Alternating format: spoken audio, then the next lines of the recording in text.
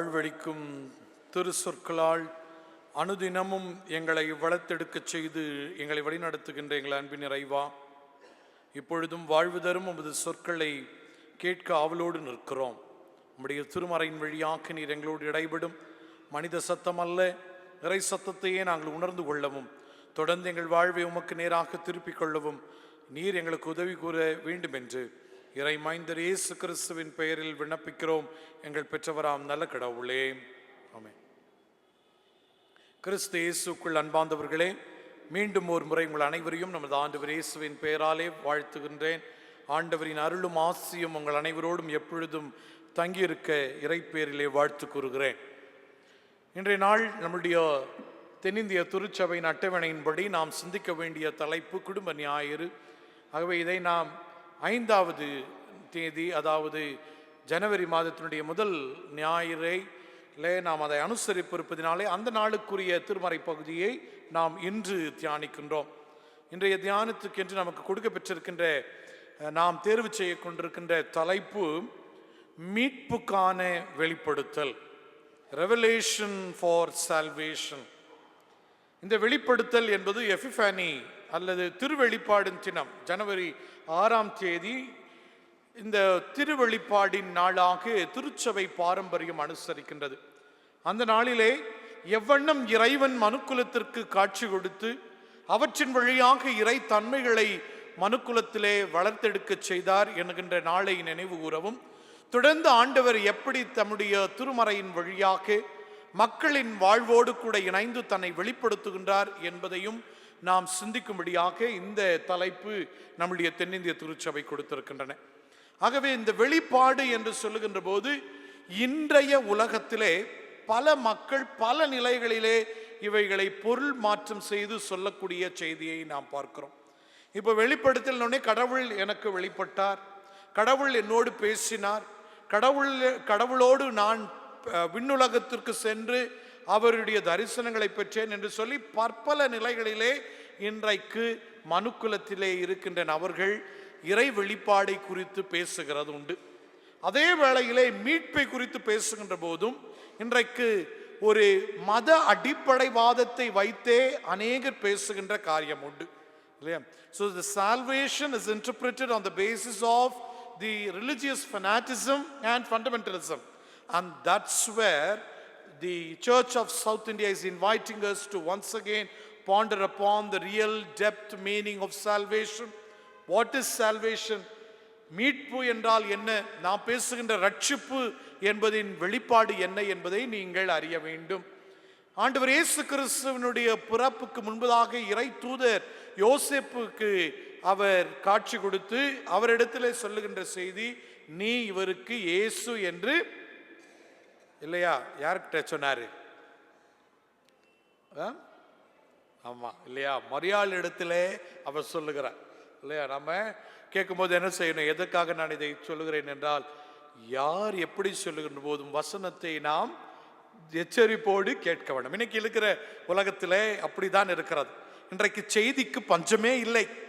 ஆனால் உண்மை செய்தி என்ன, திருமறையின் அடிப்படையிலே சொல்லப்படுகின்ற செய்தி என்ன என்பதை நாம் யோசித்து பார்க்க வேண்டும், இல்லையா? சோ இப்பொழுது மரியாளுக்கு சொன்னி அவருக்கு இயேசு என்று பெயரிடுவாயாக. எதற்கு நீ இயேசு என்று பெயரிடுவாய்? அவர், இல்லையா, பாவங்களிலிருந்து மனுக்குலத்தை அவர் மீட்டெடுக்க போகிறார். அவர் ஒரு மெஸ்ஸையா, இல்லையா, மீட்டெடுக்க செய்கின்றவர், இல்லையா, ரிலீவிங் ஃப்ரம் த பாண்டேஜ். அப்ப மீட்பு என்பது எங்கே வருகிறது? கட்டிலே இருக்கின்றவர்களுக்கு மீட்பு வருகிறது.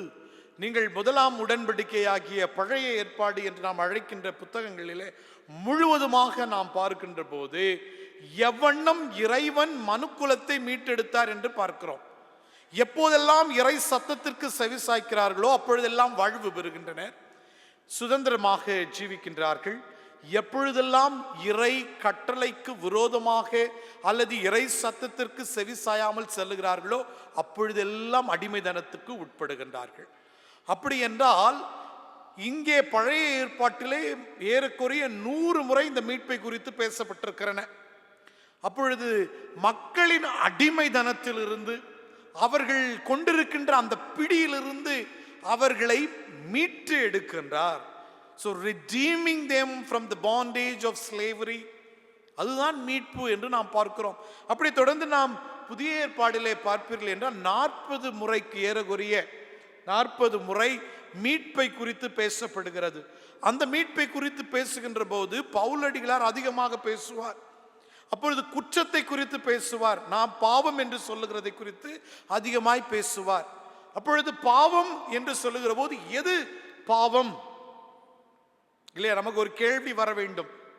அப்ப நாம் இன்றைக்கு பாவம் என்று ஒன்றை சொல்லுகின்ற போது அதை எதிலே முன்வைத்து சொல்லுகின்றோம்? நம்முடைய பழக்க வழக்கங்களை முன்வைத்து சொல்லுகின்றோம். திருமறை பேசுகின்ற பாவம் என்ன என்று நீங்கள் பார்த்தீர்கள் என்றால், உறவிலே விரிசல், பிற மனிதர்களோடு நல்லுறவு கொள்ளாதுதல், பகமை, பிரிவினைவாதம், வகுப்புவாதங்கள், பல சாதியினை வேறுபாடுகள், இவைகள் எல்லாம் தான் பாவம். ஆனால் இன்றைக்கு பாவத்தை தனி மனிதனோடு ஒப்பிட்டு பேசக்கூடிய உலகம் உண்டு. Today people speak about, or the preachers speak about sin in an individualistic perspective, but the Bible doesn't speak about that. Bible speaks about the corporate sin. இல்லையா, ஒட்டுமொத்த பொதுவான பாவத்தை குறித்து பேசுகிறது. எப்போது ஒரு மனிதனை நீ தள்ளி வைக்கின்றாயோ அது பாவம். எப்பொழுது ஒருவனை தரைகுறைவாக்குகின்றாயோ அது பாவம். அப்ப இப்ப மீட்பு என்றால் என்ன வேண்டும் என்றால், எங்கே துண்டிக்கப்பட்ட உறவுகள் புதுப்பிக்கப்படுகிறதோ அதுதான் மீட்பு. அவ்வளவுதான் திருமறை பேசுறது. So wherever the relationship has been broken, that is considered to be the sin. And if you have to define salvation, salvation is restoration of relationship. உறவுகளை புதுப்பித்தல், உறவுகளை மீட்டெடுத்தல் தான் மீட்பு. இயேசு கிறிஸ்து அதை தான் செய்தார் இல்லையா? அதனால தான் பவுல் சொல்லுகிற பொழுது 2 கொரிந்தியர் 5ஆம் அதிகாரம் 19வது வசனத்திலே பார்க்கின்ற போது, கடவுள் கிறிஸ்துவின் வழியே இந்த உலகத்தை ஒப்புரவாக்கி கொண்டார் இல்லையா? God in Christ இல்லையா? ரொம்ப சிறப்பு அந்த வசனங்கள். God in Christ reconciled the world. தமண்டையிலே சேர்த்து கொள்ளுகிறார், ஒப்புரவாக்குகிறார். கடவுளுக்கும் மனிதனுக்கும் இடையே இருக்கின்ற அந்த விரிசல், கடவுளுக்கும் மனிதனுக்கும் இருக்கின்ற அந்த இடைவேளையை ஆண்டவர் இணைக்கின்றார். அதுதான் மீட்பாளரின் பங்கு, மீட்பாளரின் செயல்பாடு அதுதான். நீங்கள் தொடர்ந்து அதே அதிகாரத்திலே பிந்திய வசனம் 18வது வசனம் 5ஆம் அதிகாரம் 2 கொரிந்தியர் 5:18 நீங்கள் பார்க்கிற போது, ஒப்புரவாக்குதலின் ஊழியத்துக்கு என கடவுள் எங்களை அழைத்தார். God has called us for the ministry of reconciliation. அப்பொழுது என்றால் எங்கே ஒப்புரவாகும்? பிரிவுகள் இருக்கிற போது ஒப்புரவாக வேண்டும். அதை தான் நீங்கள் எபேசியரிலே கூட நீங்கள் அதை குறித்து படிக்கின்ற போது அங்கேயும் பார்ப்பீர்கள். நம் இருதிரத்தாருக்கும் இடையே இருந்த தடுப்பு சுவரை கிறிஸ்து தகர்த்து எறிந்தார் என்று பார்க்கிறோம். As you read in the epistle of Ephesians, it speaks about God shattered, broke down the wall that is where between the people and God. அல்ல, யூதர்களுக்கும் புற இனத்தவருக்கும் இடையே இருந்த வேறுபாடுகளை தகர்த்து எறிந்தார் என்று சொல்லி பவுல் எபேசியருக்கு எழுதுகிற போது பார்க்கிறோம். ஆகவே மீட்பு என்பது இதுதான். அப்ப இறை வெளிப்பாடு எப்படி வர வேண்டும் என்றால், பிரிந்திருக்கும் மனுக்குலம் ஒன்றிணையப்பட வேண்டும், பிரிந்து கிடக்கும் உறவுகள் ஒன்று சேர வேண்டும். எதினாலே ஒன்று சேர வேண்டும்? கிறிஸ்துவின் அன்பினாலே ஒன்று சேர வேண்டும்.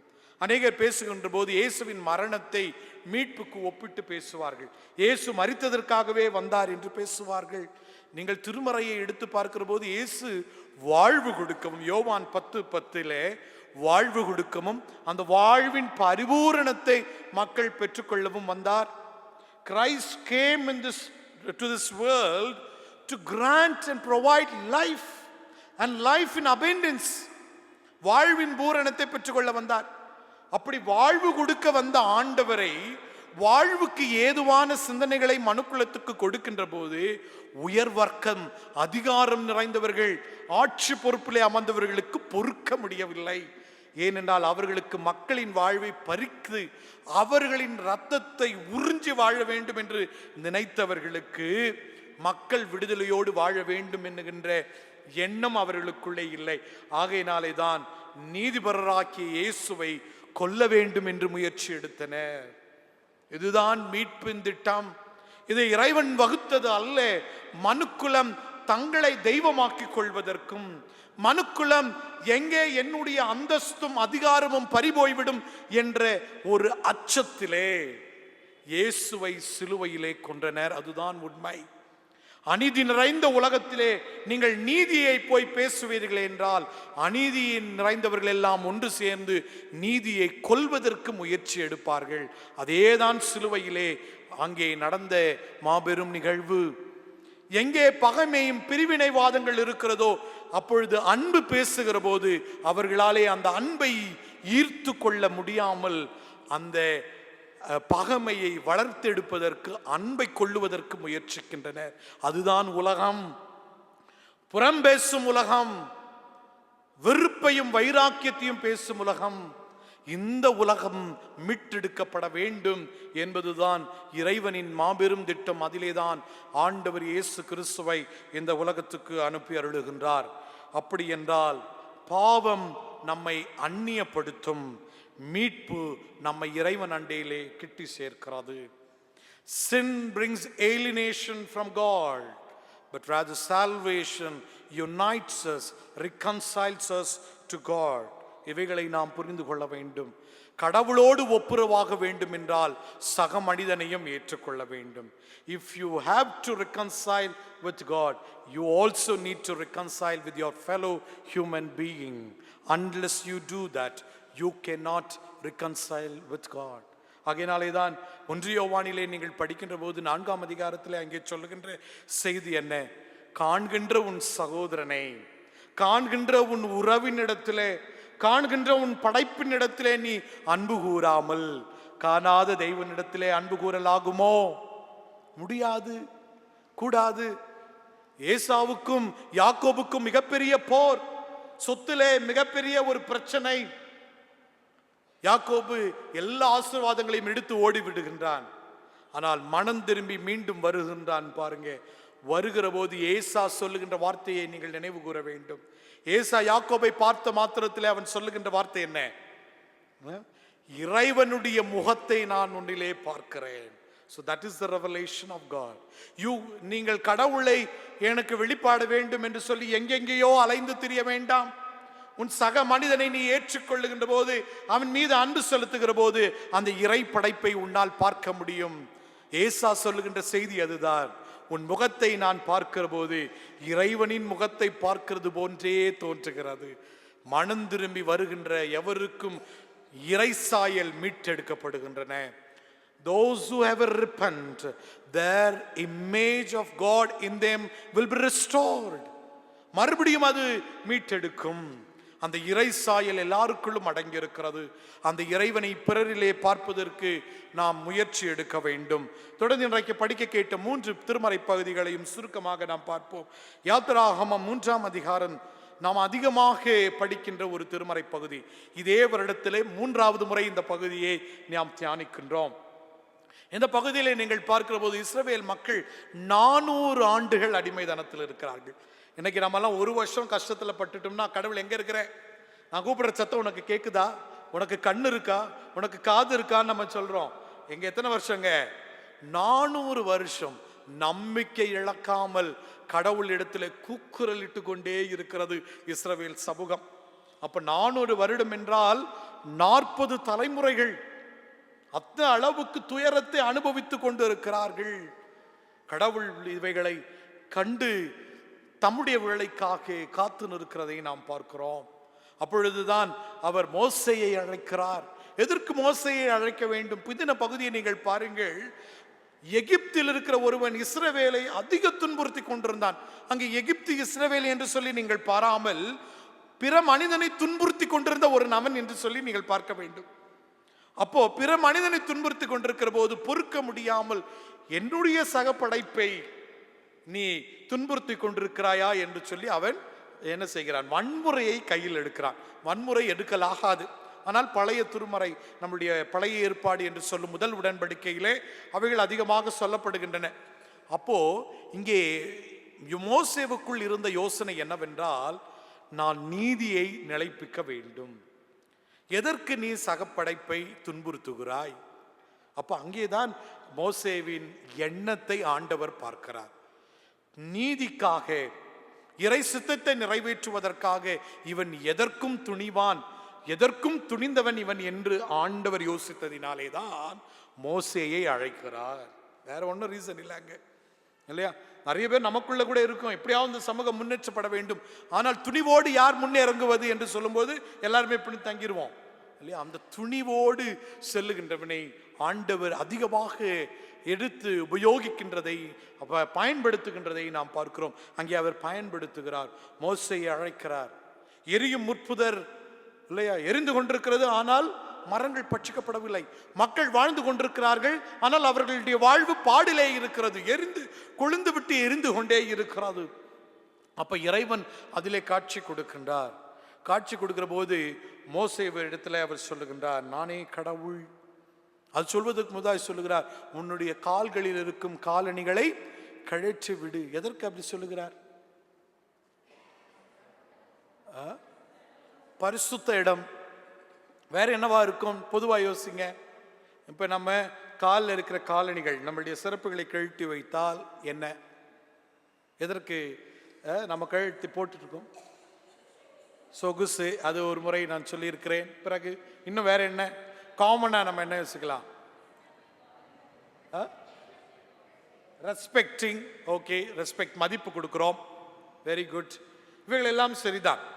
ஆனால் இங்கே ஒன்று நாம் யோசிக்க வேண்டியது என்ன? அக்கினி தணல் எரிந்து கொண்டிருக்கிறது. அப்பொழுது அந்த பாறை முழுவதும் என்ன இருக்கும்? அனலா இருக்கும், இல்லையா? அப்ப ஆண்டவர் என்ன சொல்ல வர்றாருன்னா, உன் சொகுசை, உன் காலணியை கடித்துட்டு மக்களுடைய வேதனை என்ன என்பதை நீ நின்று பார் என்று சொல்லுகிறார். It is not God is calling here Moses to have sympathy over Israel, but rather God wants empathy to be taken place. அப்படின்னா என்னது? சிம்பத்தி என்றால் பரிதாபம், அச்சோ. ஆனால் எம்பத்தி என்னது? அவனுடைய பார்வையில் நின்று, அவனுடைய இடத்திலே நின்று, எதற்கு இவன் இதை அனுபவித்துக் கொண்டிருக்கிறான் என்பதை நீயும் அவனோடு சேர்ந்து வலியை என்னதென்று உணர்ந்து பார்க்க வேண்டும். பிறருடைய கவலை புரியாமல், பிறருடைய வேதனையை நீ அனுபவிக்காமல் நீ மீட்பாளனாக இருக்க முடியாது. இப்ப பாருங்க, ஆண்டவரின் வெளிப்பாடு என்ன?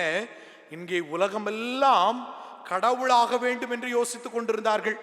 கிறிஸ்துமஸ் ஈவ்ல நான் சொன்னேன் உங்களுக்கு, உலகத்தில் இருக்கும் மனிதர்கள் எல்லாம் நான் கடவுளாக வேண்டும் என்று யோசிக்கும் போது இங்கே கடவுள் சொல்லுகிறார், மனிதனின் வேதனை என்ன என்று நானும் ருசி பார்க்க வேண்டும் என்று சொல்லி விண்ணுலகத்தை துறந்து மண்ணுலகுக்கு இறங்கி வந்து விடுகிறார். இதுதான் இறைவனின் வெளிப்பாடு. This is what God's revelation is all about. He left over the luxury, he left over the pleasure of the heaven and he came down to this earth.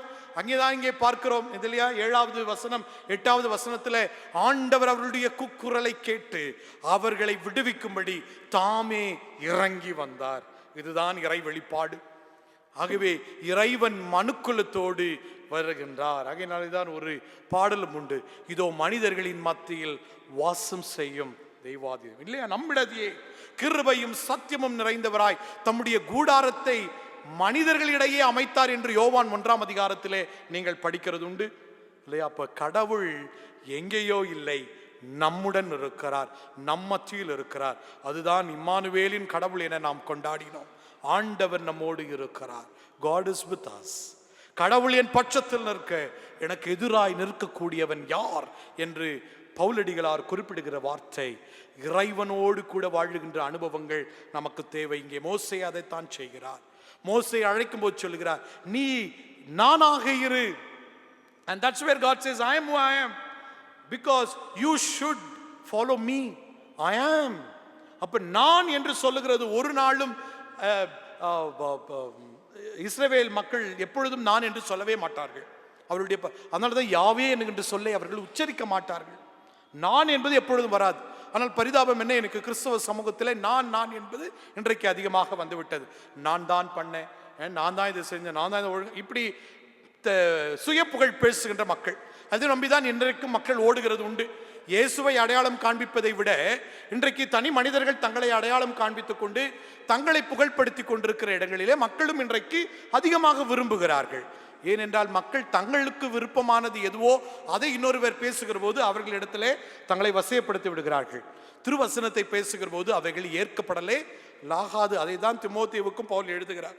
அது மற்றொரு செய்தி இல்லையா? இவ்வளவு சொல்லுகிறார், நீ என் வாயாக இரு, என்னுடைய சிந்தனையை நீ பெறு. அப்ப இங்கே கடவுள் ஒரு பலத்த ரீதியான ஒரு இறை இயக்கத்தை துவங்குகிறார். God is initiating a massive movement here on the Mount of Sinai, on the Mount of Moriah.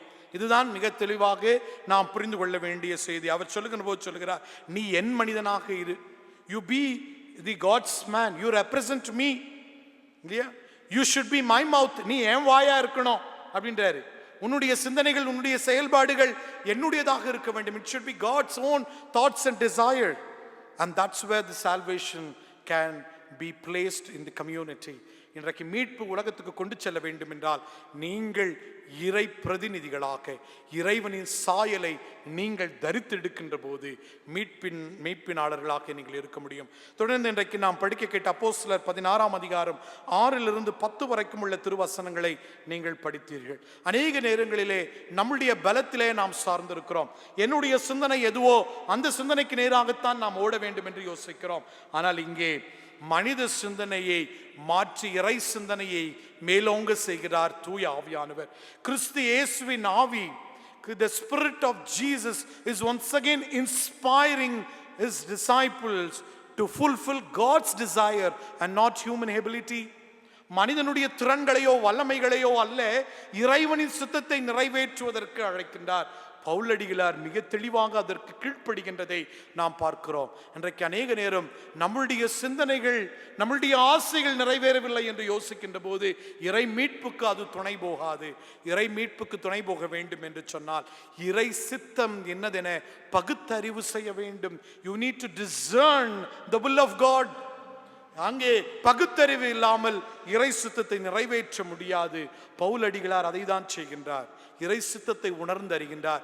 இறைவன் எங்கே போக சொல்லுகின்றாரோ அங்கே போகிறார். பல நேரங்களிலே நம்மளுடைய சுய ஆசைகளை நிறைவேற்றுவதற்கு இறைவனின் வழியையே விட்டு செல்லுகின்ற காலங்கள் உண்டு. அது அல்ல மீட்பின் அனுபவம். மீட்பின் அனுபவம் என்பது இறைவனுக்காக எதையும் இழக்க கொடுப்பது. இறைவனுக்காக நீ நிற்கிற போது உனக்காக இறைவன் நிற்பார். எப்பொழுது உன்னுக்கு லாபம் கொடுக்கக்கூடியதும் உனக்கு பாதுகாப்பு கொடுக்கக்கூடியதும் விட்டு நீ வெளியே ஏறும் பொழுதுதான் இறைவனை நீ என்னதென்று புரிந்து கொள்ள முடியும் என்பதை இந்த பகுதி சொல்லுகின்றது. நீங்கள் தொடர்ந்து இன்றைக்கு படிக்க கேட்ட நற்செய்தி பகுதி யோவான் 12ஆம் அதிகாரம் வசனங்கள் 20 to 32 வரை உள்ள வசனங்கள். இங்கே கிரேக்கர்கள் வந்து இயேசுவை கேடுகின்றார்கள். இதன் பிந்தின பகுதியை நீங்கள் பார்க்கின்ற போது 11ஆம் அதிகாரம் 12ஆம் அதிகாரம் லாசருவின் மரணத்தை குறித்து பேசுகிறது. எப்பொழுதும் லாசருவை இயேசு உயிர்ப்பித்தார் என்று பார்க்கிறோம்.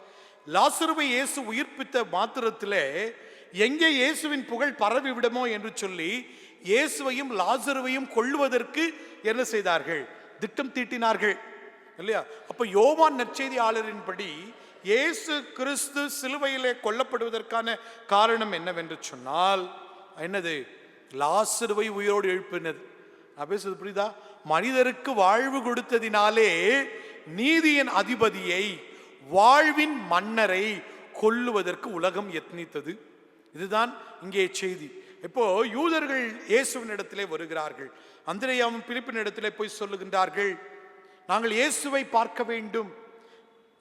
அந்திரேயாவும் பிலிப்பும் இயேசுவின் இடத்திலே போய் சொல்லுகிறார்கள், கிரேக்கர்கள் உங்களை பார்க்க வேண்டும். அவ்வளவுதான்.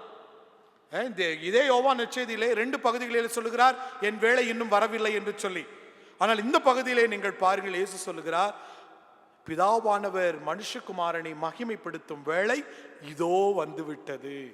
அப்படி என்றால் உலகமெங்கும் இறைவரின் செய்தி, ஆண்டவரே உம்முடைய சித்தம் நான் உலகத்திற்கு கொண்டு செல்ல வேண்டும் என்கின்ற உம்முடைய நோக்கம் இதோ இங்கே நிறைவேற்றி விட்டது.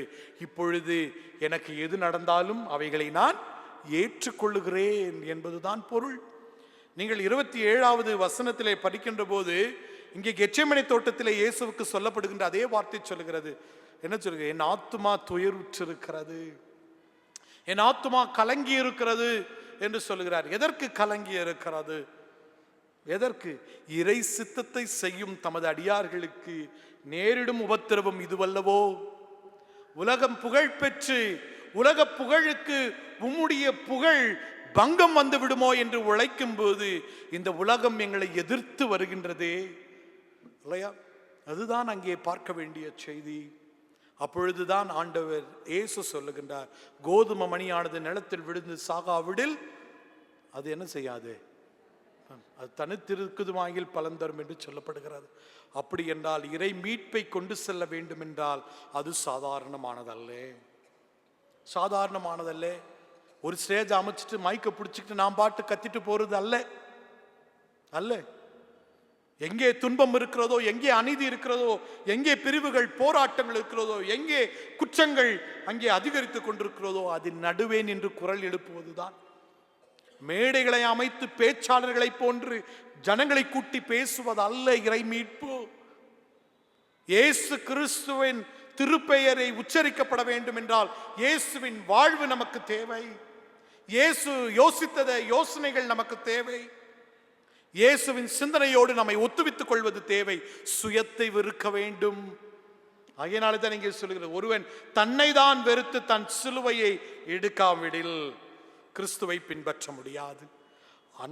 Unless you deny yourself, you cannot bear the cross of Christ. You can bear anything else. வேறு எது என்றாலும் பெறலாம். சுயத்தை வெறுக்காமல், என்னுடைய இஷ்டத்தை வெறுக்காமல் இறைவனுக்கு தொண்டாற்ற முடியாது என்பதுதான் ஆண்டவர் கொண்டு வருகின்ற மிக உன்னதமான செய்தி. அங்கே சொல்லுகிறது மாத்திரமல்ல, இதோ மனுஷகுமாரனை மகிமைப்படுத்தும் காலம் வந்தது. எங்கே? அவர் உயர்த்தப்படுகிற போது. எங்கே? கொல்கத்தாவிலே உயர்த்தப்படுகின்ற போது. இறை சத்தத்தை நிறைவேற்றுவதற்கு அவருக்கு கிடைத்த பரிசு அவர் சிலுவையிலே கொல்லப்பட வேண்டும். The reward for fulfilling the divine will is to bear cross and to crucify it on the cross. எத்தனை மிக ஏளனமான ஒரு நிகழ்வு இயேசு ஏற்றுக்கொள்ளுகின்றார்.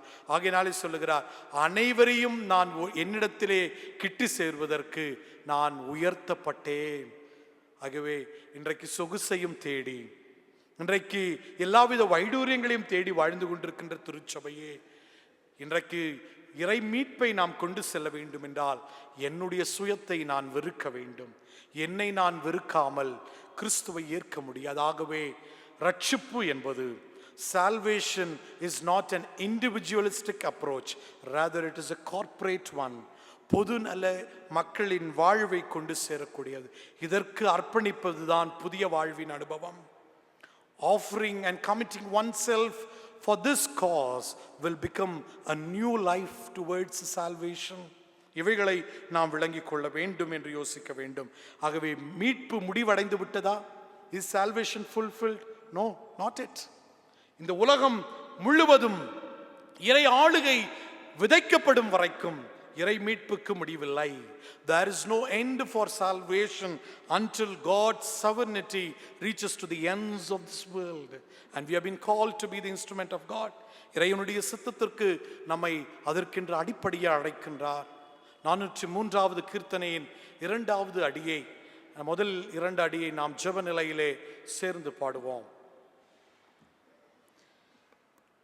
நான் என்னும் மாணவத்தால் நாளெல்லாம் வாழ்ந்திருந்தேன், பிறர் வாழ்வை எண்ணாமல் பாதையிலே மயங்கி நின்றேன். இன்றே என்னை அர்ப்பணம் செய்திடுவேன், இன்றே என்னை அர்ப்பணம் செய்திடுவேன். மற்றவர்கள் மனமகிழ மன்னவனே நீ மரித்தாய், மற்றவர்கள் மனநோக மதியிழந்து நான் இருந்தேன். மற்றவர்கள் மனமகிழ மன்னவனே நீ மரித்தாய். மற்றவர்கள் மனம் நோக மதியிழந்து நான் இருந்தேன். இன்றே என்னை அர்ப்பணம் செய்திடுவேன்.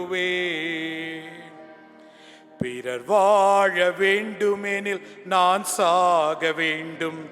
நான் சாக வேண்டுமெனில் அவர் வாழ வேண்டும். எனில் இயேசு தினம் வாழ வேண்டும். எனில் இயேசு தினம் வாழ வேண்டும்.